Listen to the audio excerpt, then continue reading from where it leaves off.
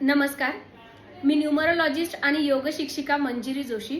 मी छत्रपती संभाजीनगर शहर किंवा औरंगाबाद शहरामध्ये असते आणि एक न्यूमरोलॉजिस्ट म्हणून जेव्हा मी लोकांच्या आयुष्यात असणाऱ्या विविध समस्या बघते आणि लोकांना कन्सल्टेशन करते, तेव्हा ते करत असताना मला एक गोष्ट जाणवली आहे की म्हणजे प्रत्येकच माणसाच्या आतमध्ये एक अध्यात्माचा अंश असतो आणि आपण आध्यात्मिक प्रगती करावी किंवा त्या दिशेने काहीतरी आयुष्यात सार्थक करावं अशी ऊर्जा प्रत्येकच माणसाच्या आत असते. मात्र बऱ्याचदा विविध अडचणींमुळे आपल्या या आध्यात्मिक प्रगतीची जी इच्छा आहे ती पुरी करण्याच्या संदर्भाने जी काही वातावरण निर्मिती किंवा त्यासाठीचं मार्गदर्शन किंवा त्यासाठीच्या सोयी सुविधा याची उपलब्धता नसते. आपल्या भारतीय अध्यात्मशास्त्रानुसार बघायला गेलं तर माणसाला आध्यात्मिक प्रगती करण्यासाठीचे भरपूर मार्ग आपल्या या सनातन संस्कृतीमध्ये धर्मामध्ये उपलब्ध आहे. मात्र त्यापैकी एक अत्यंत महत्वाचा त्याचा भाग आहे ते म्हणजे धार्मिक पर्यटन किंवा आध्यात्मिक पर्यटन. की आपल्या देशात इतके विविध तीर्थक्षेत्र आहेत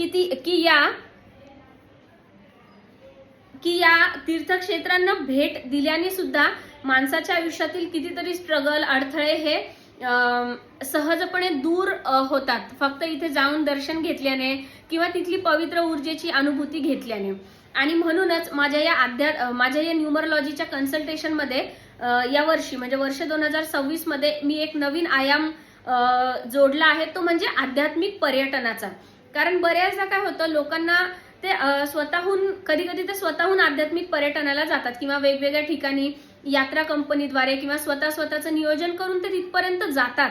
पण तिथे जाऊन नक्की करायचं काय, तिथली ती जी ऊर्जा आहे ती ऊर्जा स्वतःच्या आत घेण्यासाठी, भरून घेण्यासाठी, त्या ऊर्जेप्रती रिसेप्टिव्ह होण्यासाठी नक्की तिथे जाऊन काय काय केलं पाहिजे, कशा प्रकारच्या साधना आराधना केल्या पाहिजे, हे याचं मार्गदर्शन जर उपलब्ध असेल तर ती जी आपलं आध्यात्मिक पर्यटन आहे तर ते अजून जास्त लाभदायी आपल्या प्रत्येकासाठी ठरत असतं. आणि म्हणूनच याच दृष्टीने मी या वर्ष 2026 मध्ये ही आध्यात्मिक पर्यटनाची संकल्पना सुरू केली आहे.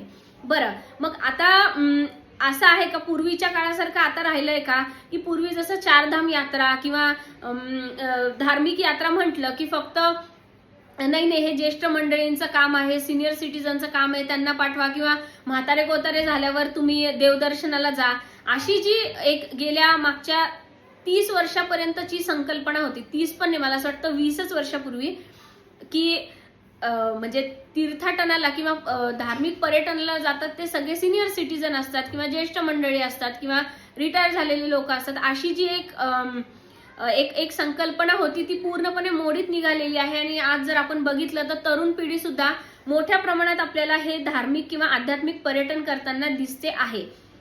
फक्त त्याच्यामध्ये थोडासा अजून जास्त मार्गदर्शनाचा अभाव आहे. म्हणजे तंत्रज्ञानामुळे बाकी सोयी खूप झालेल्या आहेत की तुम्हाला कनेक्टिव्हिटी इझिली उपलब्ध आहे, तिथे राहण्याची सोय आहे, खाण्यापिण्याची सोय आहे, बाकी सगळं तर आहे. पण तिथे जाऊन नक्की करायचं काय, कशा प्रकारे ते सर्व तिथली ऊर्जा अनुभवायची, याचं मार्गदर्शन फार सहजासहजी कुठे उपलब्ध नाही.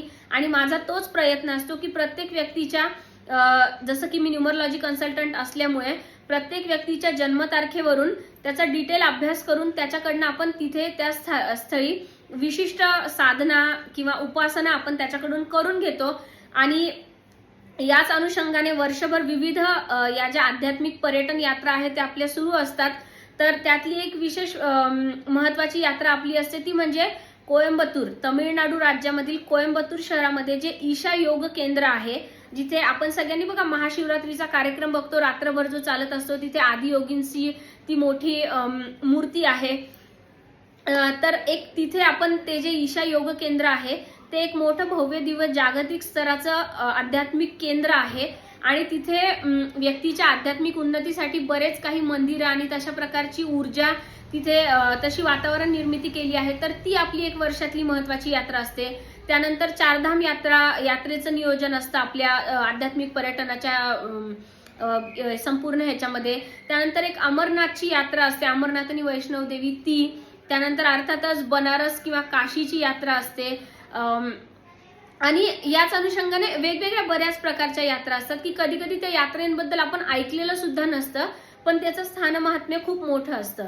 सो आमच्या या युट्यूब चॅनलवर जे आमचं इतर मार्गदर्शन आहे न्यूमरोलॉजी आणि त्या अनुषंगाने विविध विषयांचं ते तर उपलब्ध आहेच, पण ही जी खास प्लेलिस्ट आपण आध्यात्मिक पर्यटनाची केलेली आहे, तर यामध्ये आपल्या सर्व अपकमिंग ज्या पर्यटनाच्या यात्रा आहेत आणि यात्रेचं नियोजन आहे, सर्व छोटे मोठे डिटेल्स असतात. कारण बऱ्याचदा लोकांच्या मनात खूप प्रश्न असतात, शंका असतात. सो त्यांचं सविस्तर शंका निरसन करण्यासाठी या आपल्या युट्यूब व्हिडिओच्या माध्यमातून मी प्रत्येकाला माहिती देते.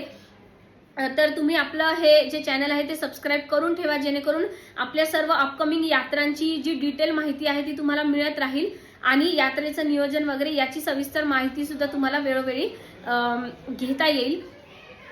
आणि आपले हे व्हिडिओ तुम्ही जास्तीत जास्त शेअर सुद्धा करा, जेणेकरून ज्यांना ज्यांना पर्यटनाची आवड आहे, जाण्याची इच्छा आहे पण सोबत कोणी नाही, ग्रुप कोणी नाही, किंवा ग्रुप जरी असेल तरी नियोजन कसं होईल काय होईल जरासं याचं टेन्शन असतं. आणि हे होणं साहजिक आहे, कारण आपण आपलं नियोजन करायचं म्हटल्यावर कधी कधी बरेच अडथळे येतात की स्वतःच तिथे जा, स्वतःच सगळं शोधा.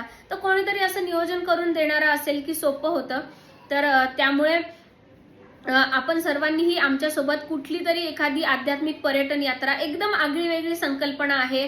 आपलं जर आपण बजेटची पण संकल्पना बघितली तर खूप वेगळी कन्सेप्ट मी त्याच्यात ठेवली आहे, जी टिपिकल पॅकेज सिस्टीम असते की एवढंच पैसे भरा आणि चला वगैरे. अशा सगळ्या ज्या टिपिकल पर्यटनाच्या संकल्पना आहेत त्या संकल्पनापेक्षा अतिशय वेगळी अशी ही धार्मिक पर्यटन संकल्पना आपण राबवतो आहोत. तर आमच्यासोबत कुठल्याही सर्वच यात्रेला आले तर आनंद आहे, वेलकमच आहे, स्वागतच आहे. आणि कुठली तरी एखादी पर्यटन यात्रा तुम्ही जरूर अनुभवा. आणि तसं तुम्ही आपलं युट्यूब चॅनल आहे, इंस्टाग्राम पेज आहे, फेसबुक पेज आहे, तिथेही तुम्ही आपल्या सगळीकडे सबस्क्राईब फॉलो करून ठेवलं तर आपले सगळे डिटेल्स तुम्हाला मिळत राहतील.